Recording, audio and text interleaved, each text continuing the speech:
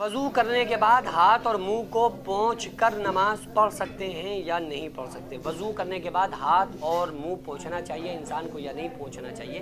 اس مسئلے کو میں آپ لوگوں کو سمجھا دوں کہ آقا علیہ الصلوۃ والسلام نے مردوں کے تعلق سے کیا فرمایا کہ جب مرد حضرات جو وضو کریں مسجد میں تو ان کو حدیث کا مفہوم ہے تو اس چیز کا لحاظ رکھنا چاہیے کہ ہاتھوں سے اور انگلیوں سے اور پانی ٹپک رہا ہو اور انسان مسجد کے صحن اندرونی حصے میں داخل اس طرح سے نہ ہو تاکہ وہاں پر گیلا ہو جائے اور یا کسی انسان کو اس سے تکلیف ہو، تو اس سے بچنا چاہیے۔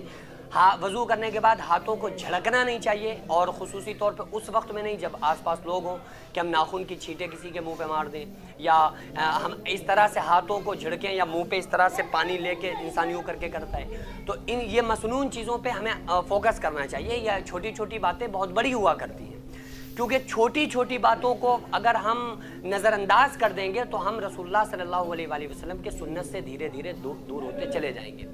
اس لیے جن کو ہم معمولی سنت سمجھتے ہیں نا، وہ بھی معمولی نہیں ہے۔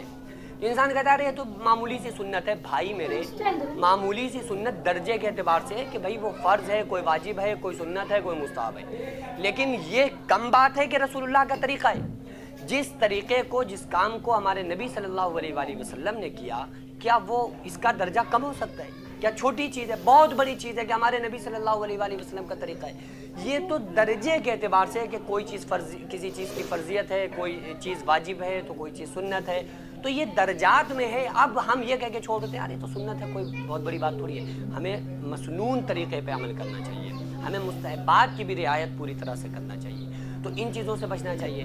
ہاں، اگر کوئی انسان ہاتھ اور پیروں کو یا ہاتھ کو اور چہرے وغیرہ کو پانی کو پونچھنا چاہ رہا ہے تو اس کو پونچھ سکتا ہے، پونچھنے میں کوئی پرابلم نہیں ہے۔ تو اگر کوئی انسان پونچھنا چاہ رہا ہے پونچھ لے، لیکن ہاتھوں کو جھڑکنے سے، ہاتھوں کے پانی کو اس طرح سے کھینچ کر انگلیوں کو جھڑکنے سے اس سے بچنا چاہیے کہ کہیں اس سے دوسرے لوگوں کو تکلیف نہ پہنچے۔ ہاں، اگر آپ الگ ہیں، الگ تھلگ ہیں، کوئی مسئلہ نہیں ہے، کسی کو کوئی تکلیف نہیں پہنچ سکتی، تو پھر آپ ایسا بھی کر سکتے ہیں کہ اگر پانی بہت زیادہ ہے چہرے پہ، ہاتھوں پہ، تو آپ اس طرح سے کر سکتے ہیں۔ جو مدرسہ آپ دیکھ رہے ہیں یہ لیڈیز مدرسہ ہے، جس کی زمین کو میں نے اپنا کھیت بیچ کر جس کو خریدا اور 1 منزل تک بنانے کا فی الحال ارادہ ہے، انشاءاللہ بنا لوں گا، لیکن اس کے بعد اس میں کروڑوں روپے کا خرچ ہے۔ آپ لوگوں سے گزارش ہے زیادہ سے زیادہ اس میں تعاون کریں، اللہ تبارک و تعالیٰ اس کا اجر آپ کو 70 گنا آخرت میں، 10 گنا دنیا میں، اور مرنے کے بعد قیامت تک اللہ تعالیٰ اس کا ثواب آپ کو عطا فرمائے گا۔